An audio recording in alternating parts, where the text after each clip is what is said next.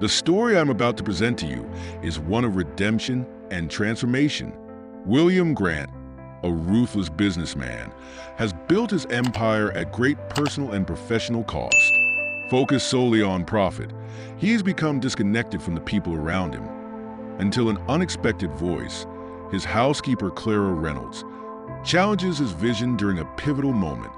Their worlds collide, and Clara becomes a rising force within his company, inspiring William to rethink his values. As they face resistance from within the corporate world, high-stakes decisions, and a connection that grows deeper than either anticipated, they must navigate the fine line between ambition and humanity.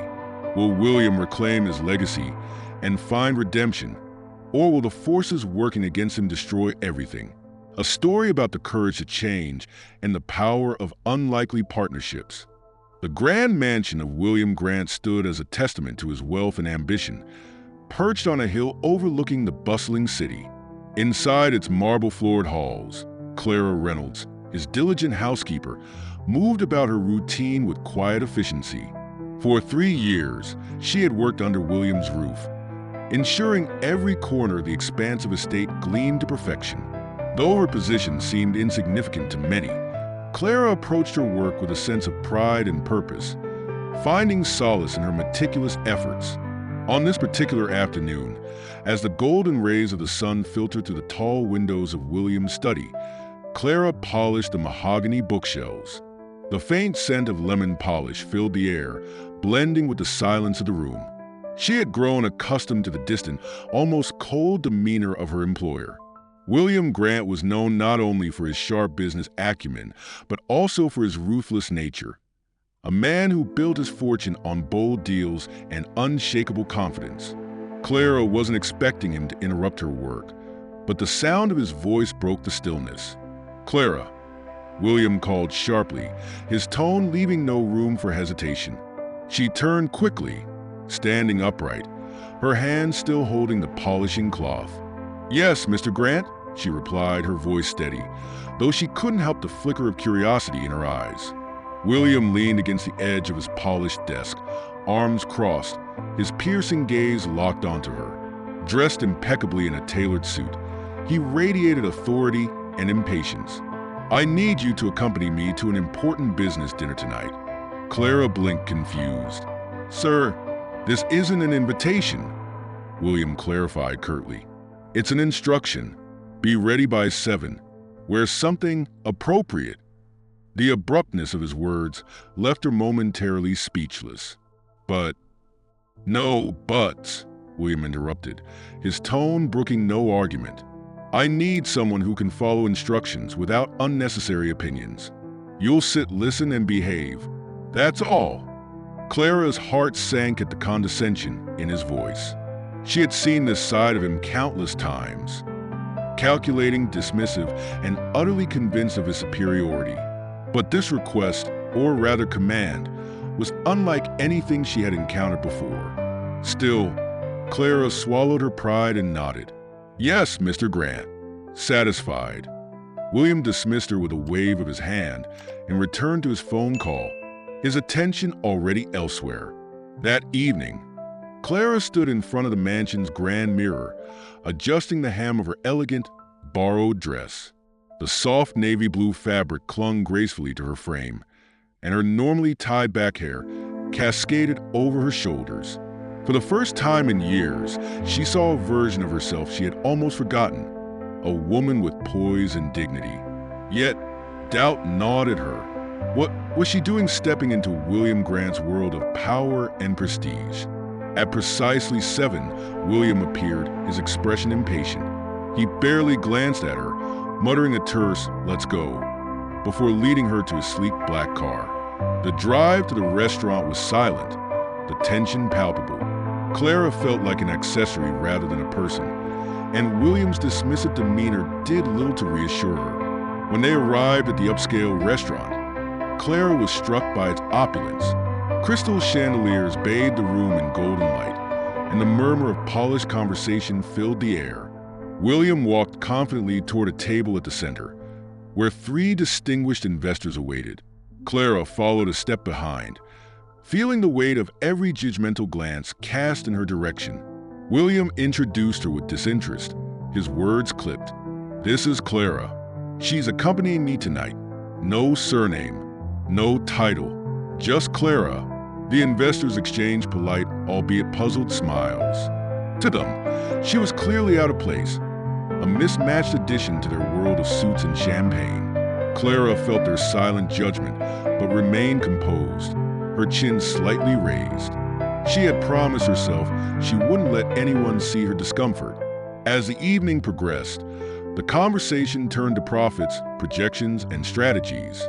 Clara remained quiet, observing attentively. She noticed how the investors leaned in when discussing numbers but rarely smiled. Their world was one of cold calculations, detached from the human stories behind their wealth. At one point, one of the investors, Thomas West, a tall man with a confident yet condescending air, turned to her with a smirk. "And what do you think, Clara? Enjoying this little glimpse into our world?" His tone carried an edge of mockery, as though expecting her to fumble. Clara hesitated for only a moment before replying, her voice calm but firm. "It's fascinating, actually. Seeing how decisions are made at this level is eye-opening. But I believe understanding the people behind the numbers is just as important as the numbers themselves." The table fell silent. Thomas raised an eyebrow, intrigued by her unexpected insight.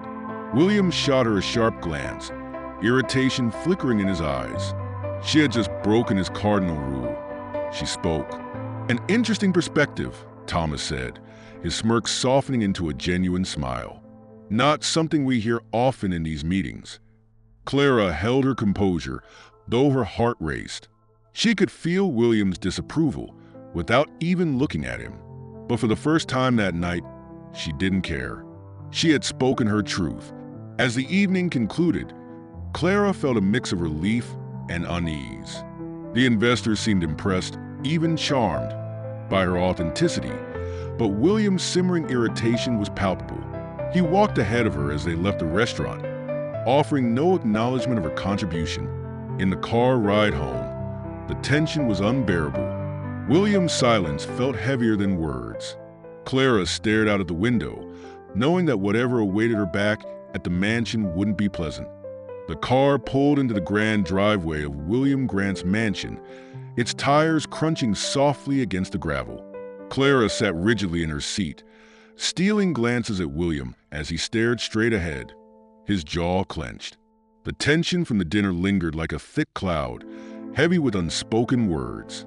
She knew she had overstepped the invisible boundaries he had set for her, but she also felt a quiet pride for having spoken her truth.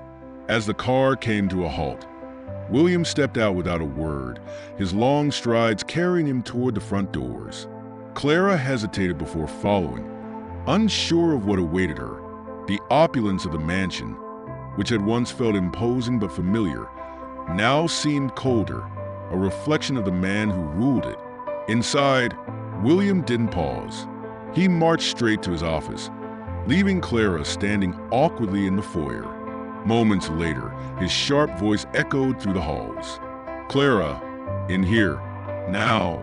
Her heart pounded as she made her way to the office, the soft click of her heels on the marble floor amplifying her apprehension.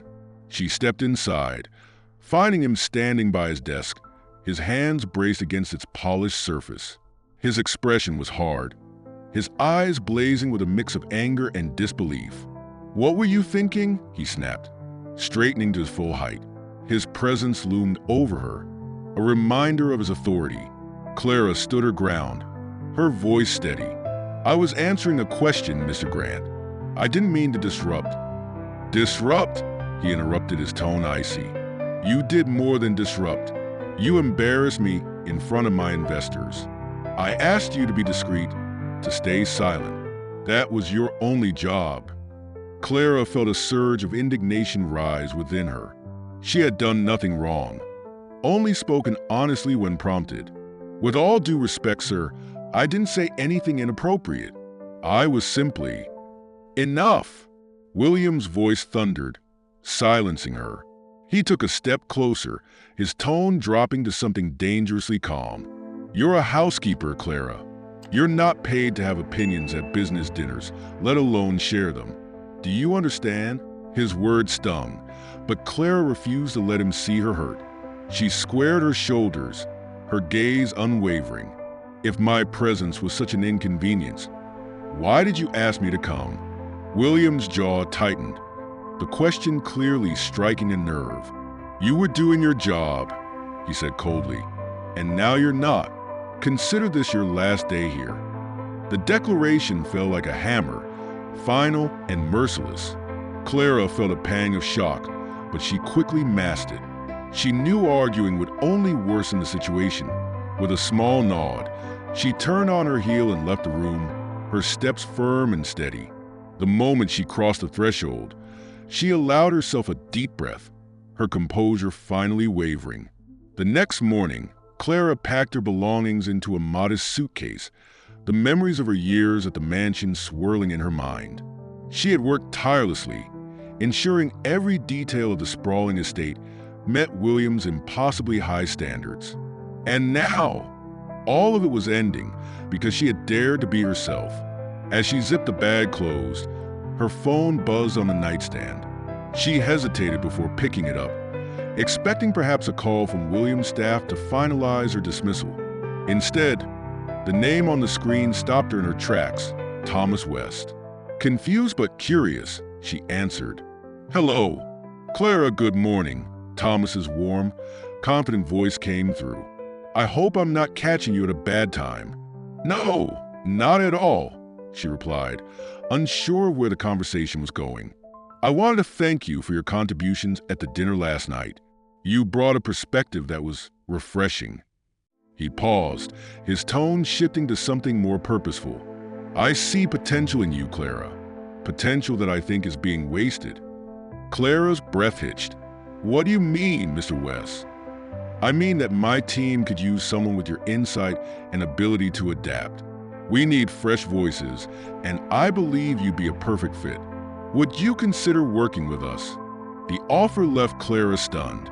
Just hours ago, she had been fired from a position where her voice was unwelcome, and now she was being offered an opportunity to join the ranks of an influential company. I don't know what to say," she managed, her thoughts racing. "Say yes," Thomas said with a chuckle. "I'll arrange everything. Let's meet tomorrow to discuss the details." Clara agreed, her voice trembling with a mix of excitement and disbelief. As she ended the call, she sat down on the edge of the bed, her suitcase forgotten. For the first time in a long while, she felt a glimmer of hope, a chance to rebuild, to prove her worth in a world far removed from the one she had known. Meanwhile, in the solitude of his office, William sat brooding, the events of the previous night replayed in his mind. Clara's confident response to Thomas's question standing out more than he wanted to admit. He had dismissed her for defying him, yet a part of him couldn't shake the discomfort of her words. They had struck a nerve, forcing him to confront a truth he wasn't ready to face. Unbeknownst to him, Clara's departure was not the end of their story. In the weeks to come, her presence or absence would leave a mark on his carefully constructed world, setting into motion a chain of events that neither of them could predict. The bustling atmosphere of West Enterprises was a stark contrast to the quiet halls of William Grant's mansion. Clara Reynolds stepped into the sleek, glass-walled offices, her heart racing with a mixture of anticipation and nerves. Just days ago, she had been dismissed with cold finality. Now, she stood at the threshold of a new opportunity, one she hadn't dared to imagine for herself. Thomas West greeted her warmly in the conference room, his tailored suit and easy confidence embodying his reputation as a seasoned businessman. "Clara," he said, extending a hand, "welcome. I hope you're ready for a challenge." "I am," she replied, her voice steady despite the butterflies in her stomach. The meeting was brief but transformative. Thomas explained her role as a project associate, emphasizing how her fresh perspective would be invaluable in refining strategies for upcoming initiatives. Clara listened attentively, absorbing every word. This wasn't just a job. It was a chance to prove herself, to step into a world she had only glimpsed before. Over the weeks, Clara found herself thriving in her new environment. Her responsibilities involved analyzing market reports, proposing improvements to existing projects, and occasionally presenting her ideas during team meetings. Though she was initially intimidated, her innate curiosity and determination quickly earned her respect among her colleagues. Thomas, true to his word, became a mentor. He often stopped by her desk to check on her progress or invite her to brainstorming sessions. During one such meeting, Clara suggested an innovative approach to streamlining operations for a client. The room fell silent, the weight of her words hanging in the air. "That's brilliant," Thomas said, breaking the silence with a grin. "Let's develop this further." Clara's cheeks flushed with pride. For the first time, her ideas weren't just acknowledged. They were celebrated. Meanwhile, William Grant's world continued to unravel. The company he had built with unyielding confidence was now facing a series of setbacks. Key investors were withdrawing, and his once loyal partners had grown weary of his abrasive leadership style. The crisis was unlike anything he had faced before, and his usual strategies of domination and intimidation were proving ineffective. Sitting alone in his office, William sifted through financial reports, his frustration mounting. A knock at the door interrupted his thoughts, and his assistant stepped in hesitantly. "Mr. Grant," she began, "I thought you should know. West Enterprises has acquired a significant share of the company." William froze, his grip tightening on the edge of his desk. "What?" "It was announced this morning," she said, her tone cautious. "They've been steadily increasing their stake over the past month." The implications hit him like a freight train. West Enterprises, led by Thomas West, had positioned itself as a key player in his company's future. And then it clicked. Clara. He knew she was working for Thomas now. The thought of her involvement stung more than he cared to admit. William dismissed his assistant with a curt nod, but his mind churned. Was Clara behind this? Was this her way of retaliating? He shook his head, trying to push the thought aside. She was just a housekeeper, or so he had convinced himself. Weeks later, a board meeting was scheduled to discuss the partnership with West Enterprises. William entered the sleek conference room, his steps measured but tense. The other board members greeted him with polite smiles, but the energy in the room felt different. Controlled, strategic. And then he saw her. Clara sat at the far end of the table, poised and composed in a tailored navy blazer. She exuded confidence, her presence commanding attention without effort. William's breath caught in his throat. She wasn't the same woman who had quietly polished his shelves. She had transformed, and it was undeniable. "Good afternoon, Mr. Grant," Clara said, her voice calm and professional. William gave a stiff nod, masking the turmoil within him. He took his seat, his jaw tightening as the meeting began. Thomas West led the discussion, outlining plans for collaboration and restructuring to stabilize the company. Every so often, Clara would contribute, her insights sharp and well-articulated. William couldn't deny her competence, but it grated on him. How had she come so far, so quickly? And why did her words carry more weight than his in the room he once ruled? After the meeting, William lingered, watching as Clara exchanged words with Thomas and a few other board members. Her demeanor was poised, her smile genuine. For the first time, William saw her not as an employee, but as an equal, a formidable presence who had carved a place for herself in his world. "Clara," he called as the others left the room. She turned, her expression neutral. A word. She approached him, her posture relaxed but guarded. "Yes, Mr. Grant. I wasn't expecting to see you here," he admitted, his tone edged with frustration. "Let alone as part of a company trying to take control of mine." Clara raised an eyebrow. "This isn't about taking control. It's about fixing what's broken." William's eyes narrowed. "And you think you know what's best for my company?" "I think," Clara said evenly, "that what's best for the company isn't about you, Mr. Grant. It's about the people who depend on it, The employees, the clients, the communities it impacts. Something you've been too blind to see. Her words struck a nerve. William opened his mouth to retort, but found no response. Clara didn't wait for him to recover. She turned and walked away, leaving him alone in the echoing silence of the conference room.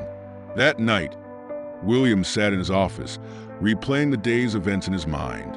Clara's words, her confidence, her very presence had shaken him in ways he couldn't explain. For years, he had built his empire on control, believing that power was the ultimate goal. But now, for the first time, he felt the foundation cracking beneath him. As the city lights twinkled outside his window, William realized something unsettling. He wasn't just losing his company, he was losing himself. The boardroom was unusually quiet as William Grant entered, his sharp, deliberate footsteps echoing against the polished floors. The air was heavy with anticipation. Every face at the table seemed to turn toward him with a mix of caution and curiosity. He knew why. This wasn't an ordinary meeting. West Enterprises had become more than a shareholder. It was now a key player in shaping his company's future. And sitting among the representatives of that influence was Clara Reynolds. She sat near Thomas West, poised and unbothered, her expression neutral but unreadable. William had spent days replaying their last encounter in his mind, searching for cracks in her newfound confidence. Yet, as he took his seat, he realized she seemed even more assured than before. Her transformation gnawed at him. How had she gone from his housekeeper to a woman whose voice carried weight in a room full of seasoned executives? Thomas West opened the meeting with his signature confidence, laying out an agenda focused on restructuring. Today, he began, we'll discuss the steps necessary to stabilize Grant Industries in the current market. Collaboration is key here, and I want us to focus on long-term growth. William remained silent, his jaw tight as he listened to the carefully chosen words. It felt as though his company was slipping further from his grasp with every sentence. We believe, Thomas continued, that a more people-centered approach will yield the best results. Profitability is essential, of course, but building trust, internally and externally, will define our future success. Clara's turn to speak came sooner than William anticipated. When she began, her voice was steady, her tone measured. One of the major gaps in Grant Industries has been its lack of engagement with the workforce and the communities it impacts. Employees and stakeholders need to see leadership that prioritizes more than just the bottom line. William couldn't hold back any longer. And you think that's all I care about? He interjected, his tone sharp. The room fell silent, eyes shifting between him and Clara. She met his gaze, her calm demeanor unshaken. Your track record suggests it, Mr. Grant, she replied. Your recent decisions reflect a focus on immediate gains at the expense of sustainable growth. William's chest tightened, the words hitting harder than he expected. He leaned forward, his voice lowering but no less intense. You think you understand this business? You've been here, what, weeks? And now you're an expert. Clara didn't flinch. I don't claim to be an expert, she said evenly, but I understand people, and people are the foundation of any business. Without them, you have nothing. The tension in the room was palpable. Thomas West cleared his throat, stepping in to diffuse the moment. This isn't about pointing fingers, William, he said. It's about finding solutions. Clara's insights have been valuable in identifying areas where we can improve. William sat back in his chair, his jaw tightening further. He wanted to argue, to assert control, but the truth was undeniable. Clara's voice carried more credibility in this moment than his own. After the meeting, Clara stayed behind to gather her notes. William lingered, watching as the others filed out of the room. Once they were alone, he approached her, his footsteps deliberate.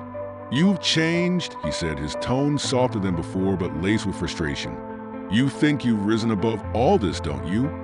Clara looked up from her papers, her expression calm but firm. I think I've grown, Mr. Grant, and I think you should too. Her words struck a nerve. William's hands clenched at his sides as he fought the urge to retort. Instead, he asked, "Do you even care about what this company means to me? About what I've built?" Clara's gaze softened slightly, but her resolve remained. "I do care, but what you've built can be so much more than just profits and numbers. It could mean something to the people who work for you, the communities you serve. Isn't that worth fighting for?" William stared at her, the weight of her words settling over him like a heavy cloak. For years, he had been so focused on climbing higher, on solidifying his dominance in the market, that he had never stopped to consider the lives affected by his actions. Clara's perspective was one he had never allowed himself to entertain, and it unsettled him deeply. That evening, William retreated to his office, the boardroom confrontation replaying in his mind. He poured himself a glass of whiskey, the amber liquid swirling as he stared out at the city skyline. Clara's words echoed in his thoughts, challenging the core of his beliefs. Was she right? Had he lost sight of what truly mattered? His thoughts were interrupted by a notification on his phone. A financial report from his assistant detailed the company's latest losses. The numbers were stark, a reminder that his current approach was failing. But for the first time, William didn't just see the numbers. He thought of the employees behind them, the faces he had ignored for so long. The realization was sobering. If he didn't change, he wouldn't just lose his company, he would lose everything. The next day, Clara found herself reviewing documents in her office when a knock at the door drew her attention. To her surprise, it was William. He stood in the doorway, his usual commanding presence tempered by something she couldn't quite place. Vulnerability, perhaps. "May I come in?" he asked, his voice lacking its usual sharpness. Clara nodded, motioning for him to take a seat. He hesitated before speaking, his gaze fixed on the papers in her hands. "I've been thinking about what you said yesterday," he began. "About people." She folded her hands on the desk, waiting for him to continue. "I built this company with a single goal: success. And for a long time, I thought that meant pushing harder, being ruthless and never looking back. But now," he trailed off, exhaling heavily, "now I'm not so sure." Clara studied him carefully. This was a side of William she hadn't seen before, one that seemed open to introspection, to change. "It's not too late to shift your perspective," she said gently, "but it won't be easy." William nodded slowly. "I don't expect it to be. But if there's a way to fix this, to fix myself, I need to figure it out." Clara leaned back in her chair, her expression thoughtful. "The first step is listening," she said. "To your employees, to your partners, to the people affected by your decisions. That's where real leadership begins." William didn't reply immediately, but the weight of her words hung in the air. He stood after a moment, his movements deliberate. "Thank you," he said quietly before leaving the room.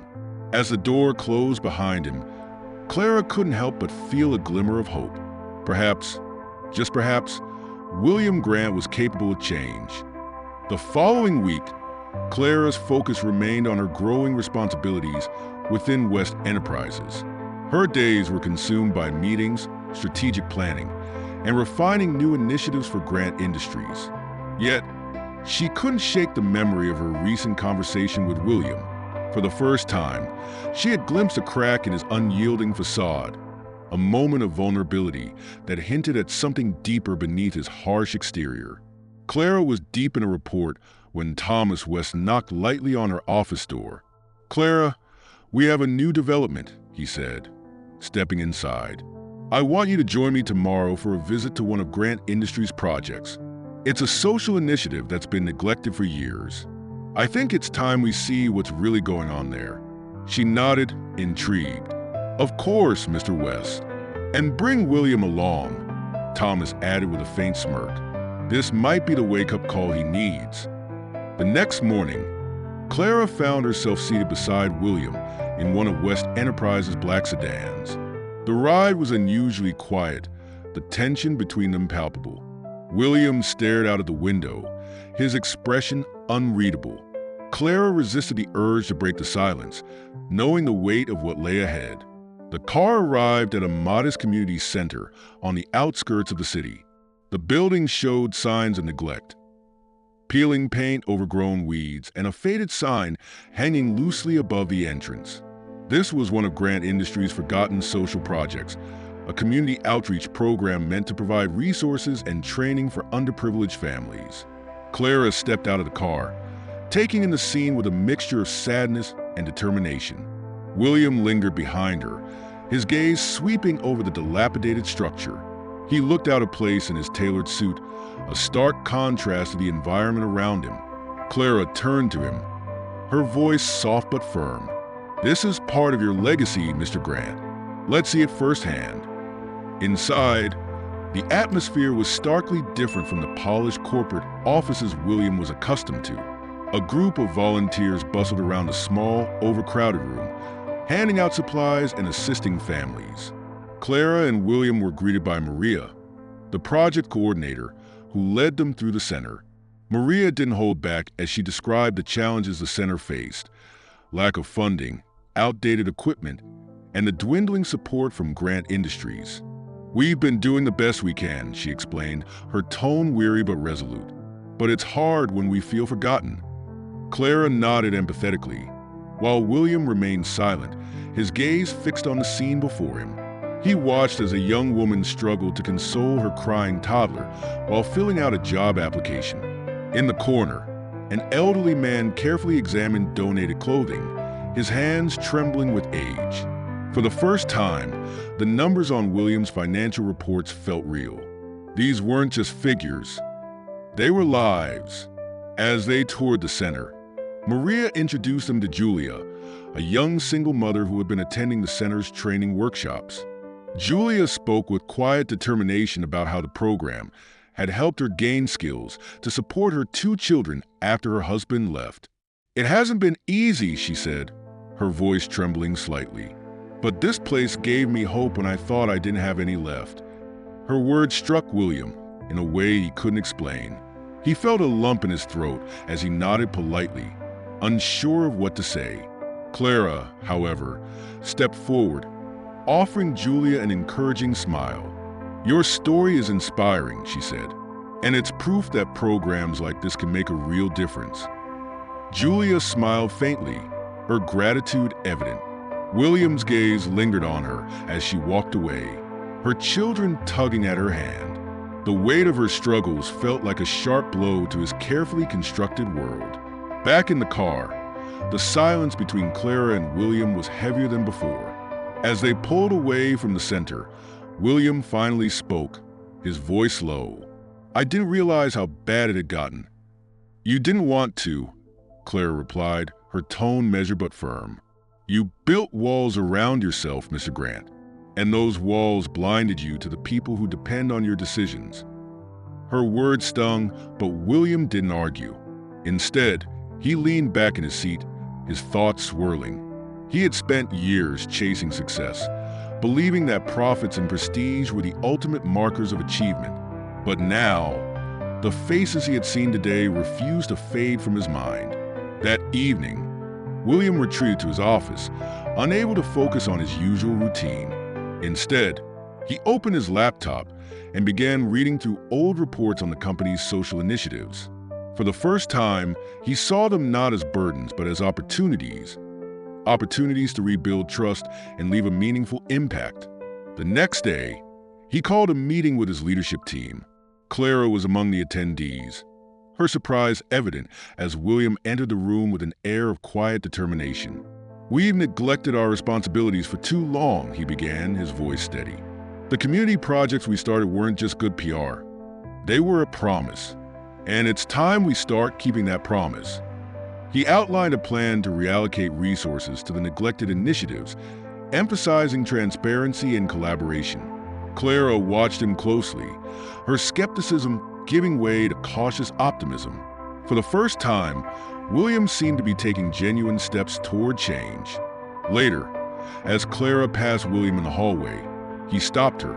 "Thank you," he said quietly, his voice devoid of its usual edge, "for pushing me to see what I didn't want to see." Clara met his gaze, her expression thoughtful. "This is just the beginning, Mr. Grant. Real change takes time." William nodded, a faint smile tugging at the corners of his lips. "Then I suppose I'd better start putting in the work." William Grant's office, once a symbol of his untouchable authority, now felt more like a command center for a leader struggling to rebuild. His desk, usually littered with financial reports and strategic plans, was now covered with proposals for revitalizing the company's neglected social initiatives. The weight of responsibility pressed heavily on him. But for the first time in years, William felt a sense of clarity. Clara Reynolds had been instrumental in this shift. Though her presence in his company had initially felt intrusive, she had forced him to confront truths he had long ignored. Her ability to remain composed yet firm during their most heated conversations had earned his reluctant respect.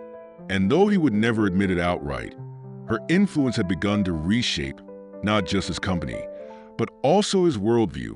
Over the next few weeks, William immersed himself in the work of restoring the community projects. Clara worked alongside him, often stepping in to provide insights or organize meetings with key stakeholders. Their interactions remained professional, but there was an undeniable shift in their dynamic. The tension that once defined their relationship had softened, replaced by a growing mutual understanding. One afternoon, Clara entered William's office with a stack of documents. "These are the updated reports on the pilot programs," she said, placing them on his desk. "The community center is already seeing increased attendance since the repairs began." William glanced at the documents before looking up at her. "And the funding? Are we on track?" "For now," Clara replied. "But if we want to expand, we'll need to secure additional resources. The board will want assurances that this won't affect the company's profitability." William nodded, leaning back in his chair. "Let's focus on showing them results first. Once they see the impact, they'll come around." Clara studied him for a moment, her expression thoughtful. "You've changed, Mr. Grant," she said finally. William raised an eyebrow. "Have I?" "You're listening," she said simply. "And not just to me, to the people this company affects. That's a big step." Her words lingered in the air, and for a moment, William didn't respond. Instead, he reached for the reports, his focus shifting back to the task at hand. But Clara could sense the quiet pride in his demeanor. Later that week, William accompanied Clara to another community meeting. This time, it was a job fair organized as part of the company's training programs. The atmosphere was bustling, with tables set up for resume workshops, interview practice, and skill-building sessions. William moved through the crowd, observing silently as Clara greeted attendees with her characteristic warmth and approachability. At one table, a young man in his 20s shared how the program had helped him land his first job. "I was completely lost before this," he admitted, his voice tinged with emotion. "I never thought someone like me could have a real chance." William listened, his usual stoic expression giving way to something softer. The man's story mirrored countless others he had dismissed as statistics in his reports. Here, in this moment, they became real. Clara joined him as the man walked away, her expression light but knowing. "You're starting to see it, aren't you?" she said. William glanced at her, his voice quieter than usual. "It's hard not to." As the weeks turned into months, the projects began to show tangible results. The board, initially skeptical, started to come around as the company's reputation improved. Media outlets picked up on the initiatives, casting Grant Industries in a more positive light. Employees, once disillusioned by Williams' distant leadership, began to feel a renewed sense of pride in their work. But not everyone was pleased. Within the upper ranks of the company, resistance simmered. A faction of executives believed Williams' focus on social responsibility was a distraction from profit-driven growth. They whispered among themselves, questioning his priorities and whether his leadership could still be trusted. William, aware of the dissent, remained steadfast. But the pressure mounted, and Clara noticed the toll it was taking on him. One evening, as they worked late in the office, she decided to address it. "You're carrying a lot right now," she said gently, setting a cup of coffee on his desk. "You don't have to do it all alone." William looked up, surprised by the sincerity in her voice. "It feels like I do," he admitted. "If I don't keep pushing, this entire effort could fall apart." "That's not true," Clara said, sitting across from him. "You have people who believe in what you're trying to do. Lean on them. Trust them. You've already started listening. This is the next step."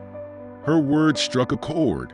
William realized that, despite his progress, he still struggled with the idea of relinquishing control. For years, his success had been built on the belief that he alone knew what was best. But now, he was beginning to see the strength in collaboration.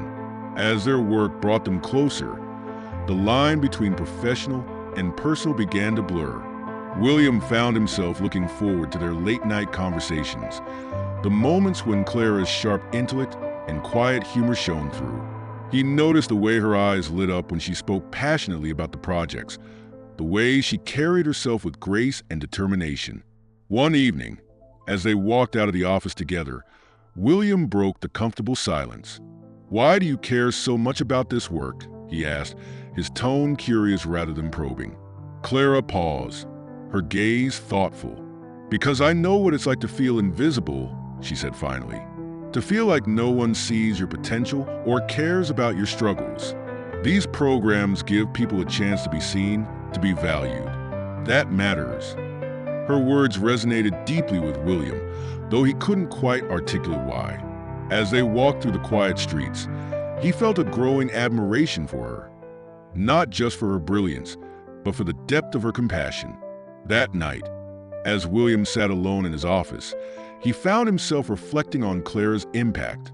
She had challenged him, inspired him, and, without realizing it, become the anchor he didn't know he needed. For the first time, he allowed himself to wonder what their partnership could mean, both for the company and for his own future. The office was quiet, the hum of the city outside muted by the late hour.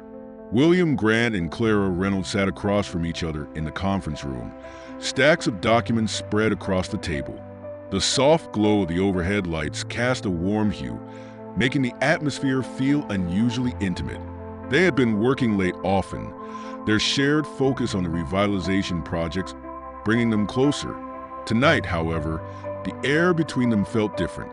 Clara's calm professionalism was tinged with something softer, and William, for all his business acumen, found himself distracted. He had begun to notice the little things. The way her brow furrowed when she was deep in thought, the quiet confidence in her voice when she presented an idea. She wasn't just another colleague or a former employee. She had become someone he respected, admired, and he hesitated to admit, felt drawn to in a way he couldn't ignore. They had just finished finalizing a proposal for the board when Clara leaned back in her chair with a tired sigh. "That should cover everything," she said, her tone lighter than usual. "Hopefully, this will convince them." "It will," William replied, his voice steady but softer than usual. "You've done incredible work, Clara." She gave him a small, genuine smile, brushing a stray lock of hair behind her ear. "It's not just me, Mr. Grant. This has been a team effort." He hesitated, leaning forward slightly. "You can call me William, you know, especially after everything we've worked on together." Clara raised an eyebrow but nodded. "All right, William," she said, the name sounding unfamiliar on her tongue. The way she said it made something shift in him. It felt personal, grounding in a way he hadn't expected. For a moment, neither of them spoke, the silence stretching comfortably between them. William broke the quiet, his voice low. "Clara, can I ask you something?" She tilted her head, curious. "Of course." "Why do you stay?" he asked, his expression uncharacteristically vulnerable. "After everything I've done, how I treated you, you had every reason to walk away. Yet you're here, working harder than anyone to fix my mistakes. Why?" Clara's gaze softened, her hands folding on the table. "Because I believe in the work we're doing," she said simply. "And because I believe people can change. Even you, William." Her words were spoken without judgment, but they hit him deeply. He looked down at his hands, his usual confidence faltering. "You have more faith in me than I deserve." Clara smiled faintly. Maybe, but I've seen glimpses of the man you're trying to become, and that's worth believing in. The conversation hung in the air long after they finished their work. As they gathered their things and prepared to leave, William found himself hesitating. Clara was already at the door when he called her name. Clara. She turned, her expression open. Yes. For a moment, he considered saying nothing, letting the moment pass. But something in him refused to stay silent. I just want you to know, I don't think I could have done this without you. Clara's brows lifted slightly, surprised by his candor. You are giving me too much credit, she said, though her voice was soft. I don't think I am, he replied. You've challenged me in ways no one else ever has. You've made me see things I didn't want to see, and you've made me better. The weight of his words filled the space between them. Clara searched his face, as if trying to discern the truth behind them. Finally, she nodded, her voice barely above a whisper. Thank you, William. That means a lot. The following days passed in a blur of meetings and project updates, but the conversation lingered in William's mind. He found himself watching Clara more closely, noticing the way she carried herself, the way she interacted with others. Her confidence was magnetic, her empathy genuine. She had become a constant presence in his life, and he couldn't ignore how much he looked forward to every interaction with her. One evening, after a particularly long day, Clara found William in his office, staring out of the window at the city skyline. She knocked lightly on the doorframe. Lost in thought, he turned, a faint smile tugging at his lips. Something like that. She stepped inside, folding her arms as she leaned against the wall. Care to share? William hesitated, the weight of his feelings pressing against him. Finally, he spoke. I've been thinking about everything that's happened these past few months. How much has changed?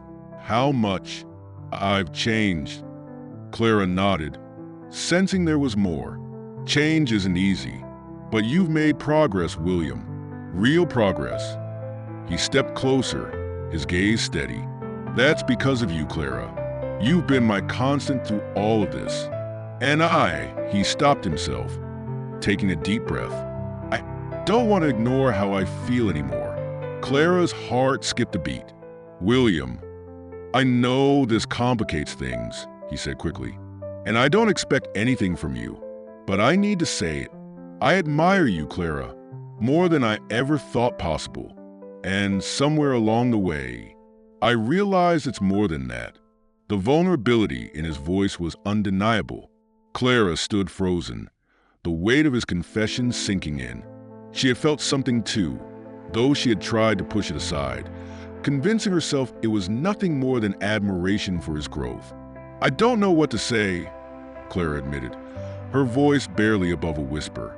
You don't have to say anything, William replied, his tone gentle. I just needed you to know.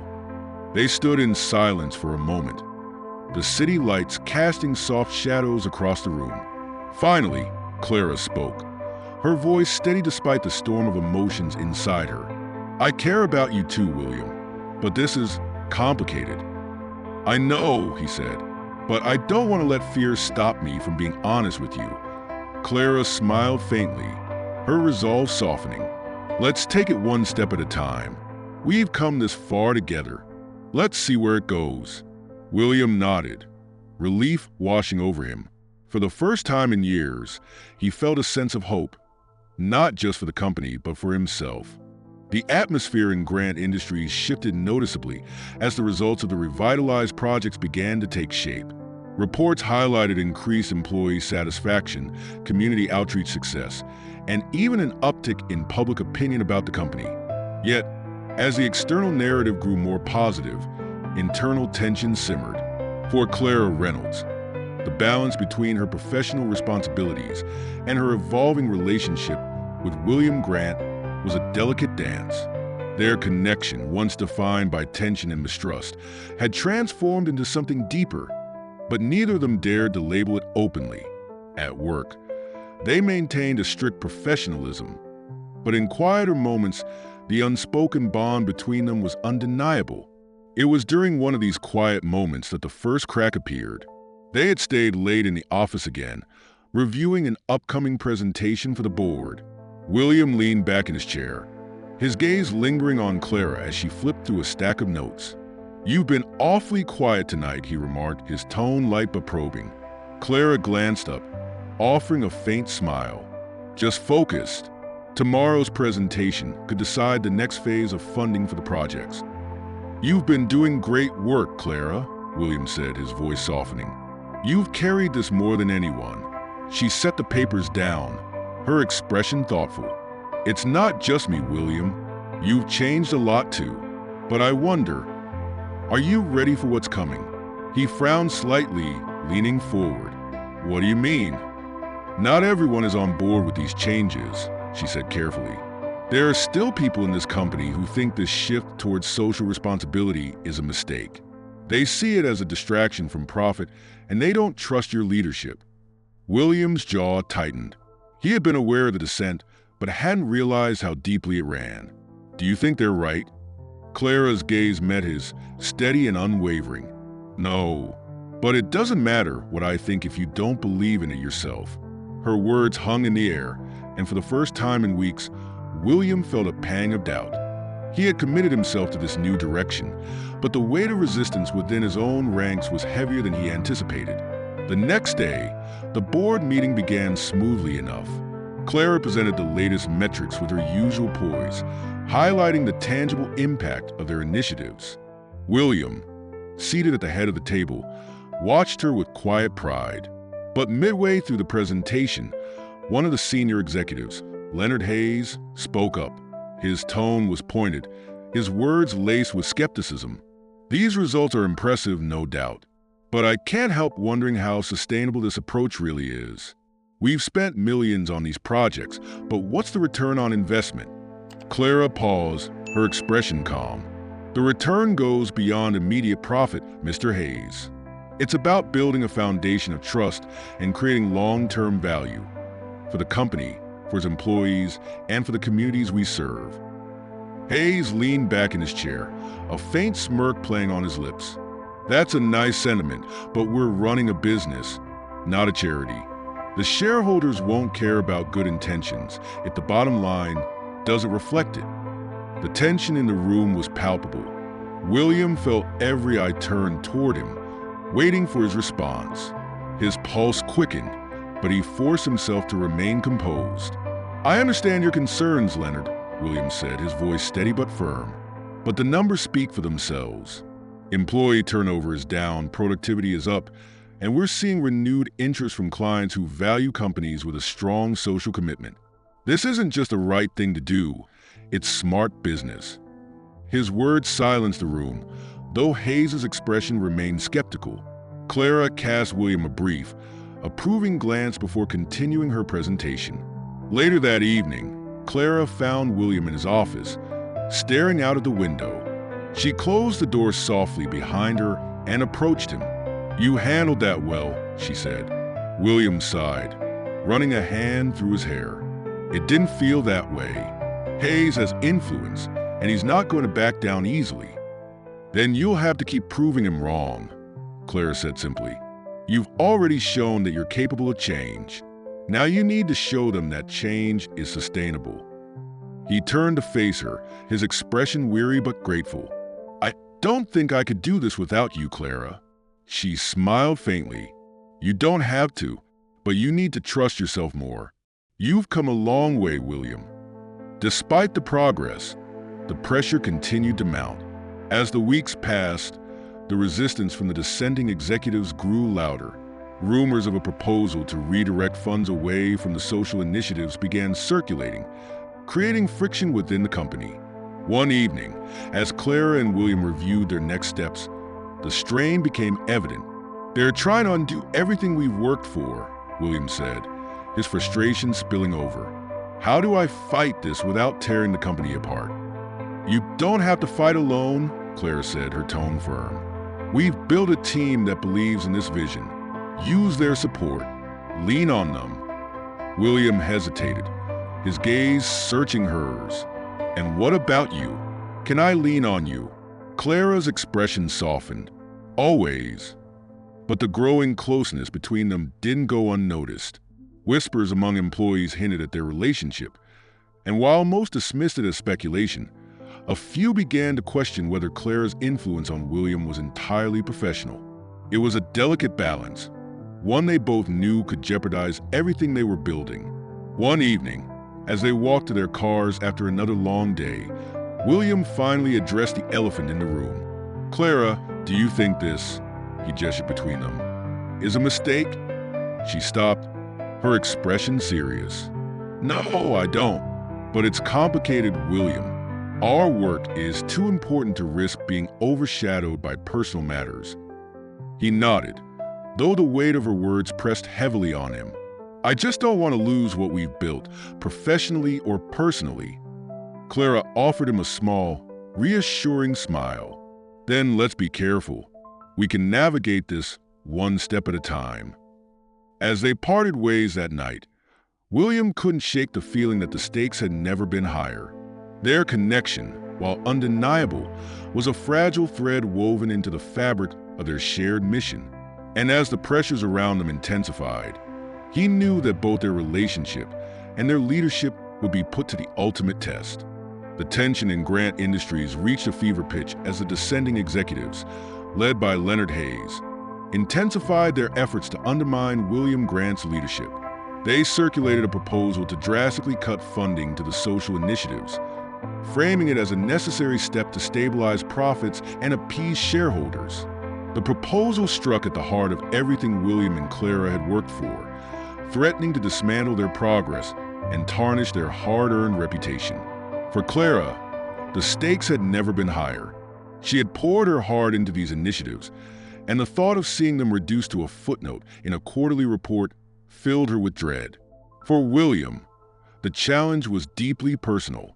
His resolve to prove himself as a leader who could balance profit with purpose was being tested from every angle. The board meeting to decide the fate of the initiatives was scheduled for the following week. In the days leading up to it, Clara and William worked tirelessly to prepare their counterarguments. Their shared determination drew them closer, but the pressure also exposed the vulnerabilities in their partnership. One evening, as they reviewed the latest financial projections in William's office, the frustration boiled over. "They're blind," William said, slamming his pen down onto the desk. "All they care about is immediate profits. They can't see the bigger picture." Clara, seated across from him, remained calm but firm. "It's our job to make them see, William. You can't lose your temper in that room. Hayes will use it against you."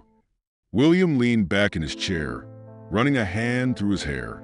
"You think I don't know that? But what happens if we lose? What happens if they vote to gut everything we've built?" Clara hesitated, knowing she needed to tread carefully. "Then we fight another way," she said. "This isn't just about the board. It's about the people we've already helped, the communities that now depend on these programs. They won't disappear if the funding does. We'll find a way to keep going." Her words steadied him, but the weight of the situation still pressed heavily on his shoulders. I don't want to lose this," he said quietly. "And I don't want to lose you." Clara's breath hitched at his admission, but she pushed her emotions aside. "You won't lose me, William. But right now, we need to focus on what's in front of us." The day of the board meeting arrived, and the atmosphere in the conference room was electric with anticipation. Executives and board members filed in, their expressions ranging from indifferent to openly hostile. At the head of the table, Leonard Hayes exuded confidence, his polished demeanor masking the ruthlessness beneath. Clara and William entered together, their united front a stark contrast to the fractured room. Clara carried a stack of reports, her posture straight and her expression calm. William, though tense, projected an air of authority that commanded attention. As the meeting began, Hayes wasted no time presenting his case. He spoke with conviction, painting the social initiatives as a drain on the company's resources. "While these programs have garnered some positive publicity," he said, his tone measured but cutting, "the fact remains that they are not sustainable. Our responsibility is to our shareholders, and it's time we prioritize profitability over sentimentality." A few murmurs of agreement rippled through the room. Clara felt a flicker of anger but kept her composure. She glanced at William, who gave her a subtle nod. It was their turn. Clara stood first, her voice steady as she addressed the room. "I understand the concerns raised by Mr. Hayes," she began, "but the data we've collected tells a different story. Since the implementation of these initiatives, we've seen a measurable increase in employee retention, productivity, and client engagement. The programs are not a cost. They're an investment in the long-term health of this company." She walked around the table, handing out detailed reports. These numbers reflect not just financial growth, but something even more valuable: trust. Our employees believe in the work they're doing. Our clients see us as a company with values, not just profits. That kind of reputation can't be bought. When she finished, William stood, his presence commanding. "I won't deny that there have been challenges," he said, "but I've spent the last few months seeing firsthand the impact these programs have had, not just on our bottom line, but on real people. This company was built on ambition, on the idea that we could be better, do better. These initiatives aren't a distraction, they're the future." His words hung in the air, and for a moment, the room was silent. But then Hayes leaned forward, a sly smile on his face. "All very inspiring," he said, his tone dripping with sarcasm. "But inspiration doesn't pay dividends. The board must decide if this vision is worth the risk." The vote was tense, each member casting their decision with careful deliberation. As the final tally was read aloud, Clara's heart sank. The proposal to cut funding had passed by a narrow margin. The room began to empty, executives murmuring among themselves. Clara turned to William, her expression filled with a mixture of frustration and determination. "This isn't over," she said. William nodded, his jaw tight. "No, it's not." That evening, as they sat in the quiet of William's office, the weight of the loss settled over them. But rather than despair, Clara saw a fire in William's eyes, a refusal to give up. "We still have options," she said, her voice steady. "The programs don't have to disappear. We can reorganize, find alternative funding sources, bring in partners who believe in this mission." William looked at her, his admiration for her unwavering resolve clear. "You're right. We'll rebuild, and we'll do it better than before." Over the following days, Clara and William worked tirelessly to rally support. They reached out to former employees, clients, and even community leaders who had benefited from the programs. Their efforts began to generate momentum, and slowly but surely, a coalition of allies emerged. At the same time, the dissent within Grant Industries began to weaken. Hayes' victory was hollow. While he had won the vote, he had alienated key members of the team who now saw him as a divisive force. The tide was turning, and William and Clara were at the center of it. Late one night, as they finalized plans for a new initiative, William turned to Clara, his expression soft. "I don't think I've ever trusted anyone the way I trust you," he said. Clara smiled, her gaze warm. "That's because you've learned to let people in." He reached for her hand, his voice filled with quiet conviction. "I couldn't have done this without you, Clara, and I don't want to do any of it without you." The sincerity in his voice brought a lump to her throat. "We're in this together, William. Always." The following weeks were a whirlwind of effort and determination as William Grant and Clara Reynolds set out to rebuild what had been threatened. Though the board's decision to cut funding for the social initiatives had been a setback, it had also ignited a renewed sense of purpose. With Clara's strategic mind and William's growing resolve, they sought out new avenues to sustain the programs that had become the heart of their shared vision. Their first step was to gather allies. Former employees, community leaders, and even a handful of clients who had benefited from the programs rallied behind them. Clara spearheaded a campaign to highlight the real-world impact of the initiatives, using testimonials and data to paint a compelling picture of their value. The results were immediate. Public support surged, and new investors began to take notice. Within weeks, The programs were back on track, albeit under a new structure. William and Clara established a foundation separate from Grant Industries, ensuring that the initiatives could operate independently of the company's internal politics. The move was bold and required significant personal investment from William, but he was resolute. "This isn't just about salvaging a reputation," he told Clara one evening as they reviewed the final paperwork for the foundation. "It's about doing what's right, for the company, for the communities, and for us." Clara smiled, her admiration for him evident. "I think you finally figured it out, William. Leadership isn't about control. It's about trust and service."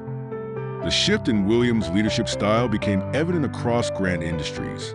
Employees who had once viewed him as distant and unapproachable now saw a leader willing to listen and adapt. The company began implementing smaller, employee-driven initiatives, fostering a culture of collaboration that revitalized the workforce. Even the dissenting executives, including Leonard Hayes, found themselves outmaneuvered as William and Clara's growing coalition reshaped the narrative within the company. One afternoon, Hayes approached William in the hallway, his usual arrogance tempered. "You've surprised me, Grant," he admitted reluctantly. "I didn't think you'd recover from that vote." William met his gaze evenly. "I learned something important, Hayes. The best way to lead is to prove you don't have to win every battle to win the war." Hayes nodded stiffly, clearly unsettled by William's newfound confidence. As he walked away, William felt a weight lift. He no longer needed to fight for control. He had earned respect the right way. As the foundation gained momentum, Clara and William found themselves spending more time together outside of work. Late-night planning sessions often gave way to quiet conversations, where the lines between professional and personal blurred. Their connection, once cautious and tentative, had deepened into something neither of them could deny. One evening, as they walked through the city after a successful fundraising event, William stopped abruptly, his gaze searching hers. "Clara," he began, his voice steady but laced with emotion, "I know I've made mistakes.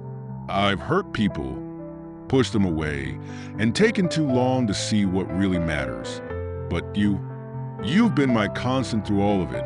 You've believed in me when no one else did." Clara felt her heart swell at his words, but before she could respond, William continued, "I don't want to keep pretending this is just a partnership.